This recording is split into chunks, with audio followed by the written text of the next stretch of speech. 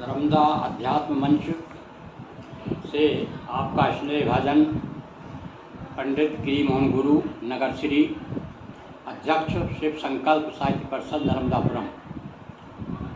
हाँ, आस्थावान सज्जनों, माताओं, बहनों, अभी हमारे सामने एक बहुत बड़ा पर्व आ रहा है, विशेष रूप से महिलाओं के लिए ज्येष्ठ मास की अमावस्या को, जिसे वट सावित्री व्रत कहते हैं। और ये वट सावित्री व्रत जो है पुराणों से लिया गया है।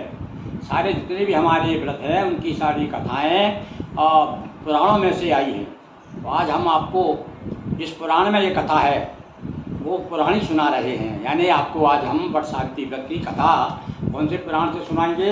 ये देखिए, ये पुराण हमारे द्वारा एक तैयार किया गया है। भगवती आदि शक्ति जगत जननी दुर्गा देवी की कृपा से ये पुराण है देवी भागवत पुराणम, संक्षिप्त देवी भागवत पुराण। इसी प्रकार से बंधु हमारे आश्रम से शिव पुराणम, देवी भागवत पुराणम, भागवत पुराणम और विष्णु पुराणम, गणेश पुराणम, ये सब प्रकाशित हो चुके हैं और ये सब दोहा चौपाइयों में हैं। तो देखिए, सावित्री व्रत की कथा देवी भागवत पुराण में जो दी है और सुनिए, बड़ी सरल शब्दों में हमने प्रस्तुत की है। आप साथ साथ में दो लाभ मिलेंगे। तो कथा सुनने का लाभ, दूसरा क्या है, आप पुराण भी सुन रहे हैं। भागवत पुराण के साथ साथ में अन्य पुराणों को सुनने का भी बड़ा लाभ है। आज हम आपको देवी भागवत पुराण की संक्षिप्त कथा वट सावित्री व्रत कथा सुना रहे हैं। तो सुनिए आप। सावित्री की कृपा से सुता अश्वपति गे, सावित्री ही नाम से लीना जन्म सने। ये अश्वपति जो थे, इसके सावित्री के ये कहाँ के राजा थे? ये मद्र देश के राजा थे। ये इन्होंने सावित्री देवी, जो गायत्री सावित्री जो अलग अलग देवियाँ हैं, तो सावित्री देवी की बड़ी उपासना की। तो सावित्री ने प्रसन्न होकर के इन्हें पुत्री होने का वरदान दिया और उस पुत्री का नाम सावित्री रखा गया।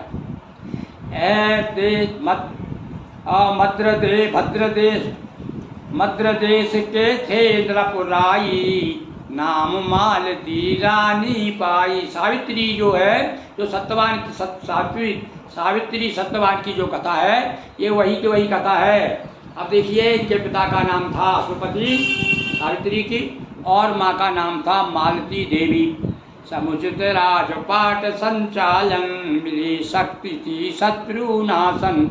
और सब कुछ बड़े शक्तिवान थे, किंतु नहीं पाई संताना, इसका दुख था हृदय महाना। किंतु इनके यहाँ कोई संतान नहीं थी। सावित्री देवी की पूजन करते रहते थे आराधन। ये राजा रानी दोनों जो है सावित्री देवी के बड़े भक्त थे। नववाणी गूंजी एक बारा, करी तपस्या जगत अधारा। जब 10 लाख करो गायत्री, कृपा करेंगी माँ सावित्री। ये सावित्री क्या है? ये स्वयं माँ गायत्री है।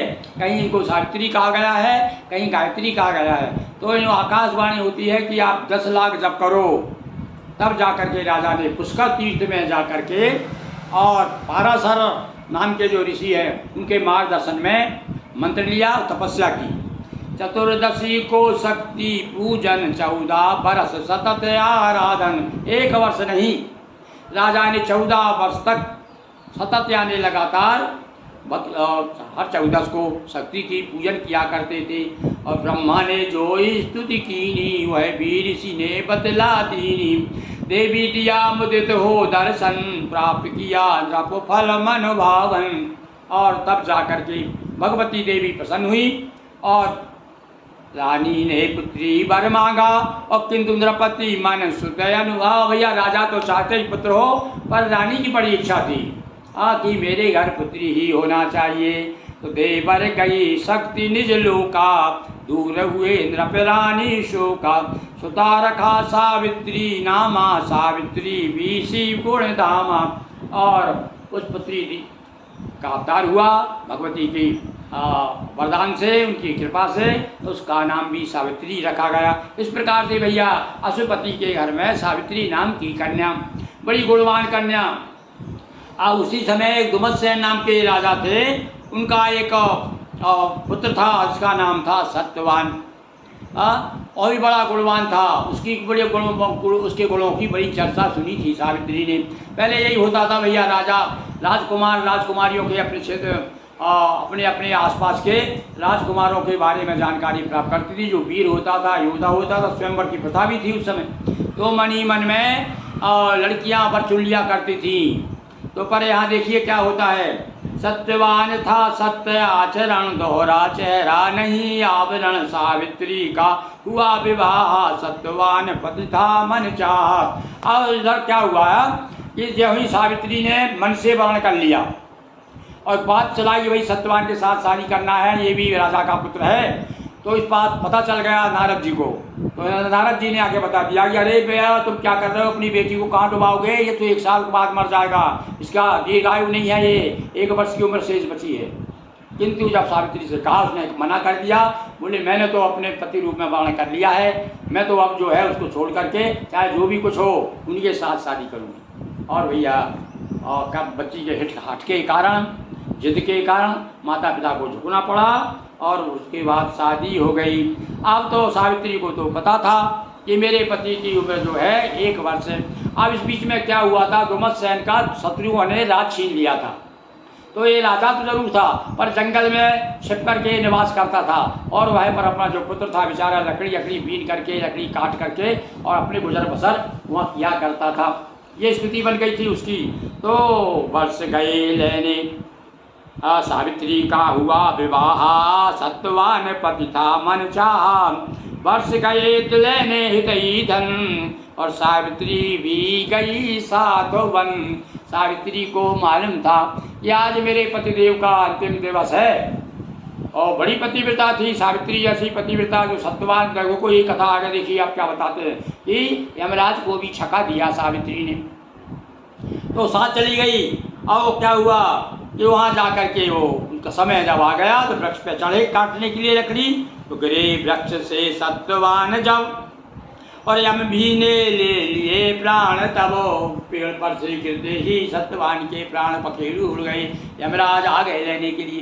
देखिए यमदूतों का कहना चाहिए कि हिम्मत नहीं हुई, उनका साहस नहीं हुआ, क्योंकि ये बड़ी सावित्री पतिव्रता थी। सुमिरन करते माँ सावित्री पीछे पीछे थी सावित्री। सावित्री भी जो है सावित्री देवी की बड़ी उपासका थी। तो यमराज के पीछे पीछे वो भी चल दी सावित्री का गुणगान करते हुए। इसकी आयु पूर्ण है जानो और करो न पीछा जिद मत ठानो। यमराज ने कहा अरे सावित्री सुनो, यह इसकी आयु इतनी है, अब तुम हट मत करो, चली जाओ लौट करके, अब तुम्हारा पति तुमको वापस नहीं मिलेगा।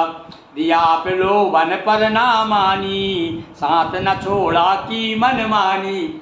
अब बहुत कहा उसने यमराज ने, पर यमराज तो जो ही थोड़ा आगे बढ़े कह करके रुक जाए थोड़ा, उनके रुक मत जाओ, अब लौट जाओ यहाँ से। तो सावित्री रुक जाती और फिर यमराज चल देते, फिर धीरे से पीछे फिर चल देती। तो तब यमराज कहा मांगो वर, मांगा ससुर राज दृढ़ सुंदर। और भैया उस समय योग ऐसा था कि माता पिता भी अंधे हो गए थे इसके और उनका राज भी छिन गया था। तो बड़ी चतुर थी सावित्री। तो देखो यमराज प्रलोभन दे रहा है, जब देखा ये पीछे नहीं लौट रही तो बोला कहाँ भाई सावित्री सावित्री सुनो, अरे कुछ तुम्हें जो चाहिए सो वरदान देता हूँ। तो बोले सुनो मेरे सास ससुर की आंखें आ जाएं, उनका राज्य वापिस मिल जाए। यमराज ने कहा जा ठीक है दिया जाओ। फिर चल दिए यमराज। अब तो धीरे से फिर भी सती न पीछा छोड़ा, तब यमराज कहा रुक थोड़ा। फिर भी पीछा नहीं छोड़ा भाई, वरदान दे दिया फिर रुके यमराज, फिर रुका और कहने लगे पति को छोड़ चाहिए जो वर, आज सभी देने को तत्पर। भाई देखो पति को तो ही मांग सकती तुम, क्योंकि इसकी उम्र पूरी हो गई। पति को छोड़ करके तुम जो भी चाहती हो वो मिलेगा। अब देखिए चतुराई देखिए सावित्री की, अपने पति की रक्षा के लिए क्या मांगा उसने। सावित्री बोली प्रभु देवर, मुझे प्राप्त हो 100 सुत सुंदर।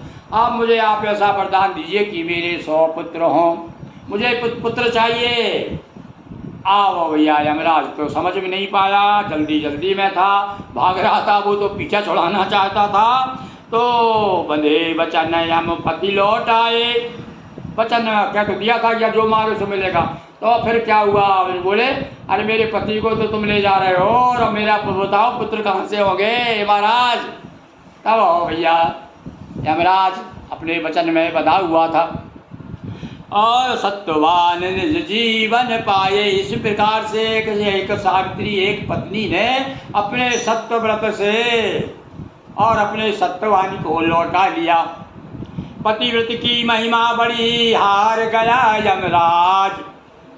और दुमत से आनंद को मिला, वापिस से अपना राजा ससुर को राज मिल गया, आंखें मिल गई, और पति को भी दीर्घायु प्राप्त हो गई। तो इसलिए भैया सावित्री की पूजा की जाती है, बट सावित्री की पूजा की जाती है इस दिन, और जो भी कथा सुनी जाती है। तो हमने आज आपको देखिए देवी भागवत पुराण से कथा सुनाई है। बोलिए सावित्री मैया की जय।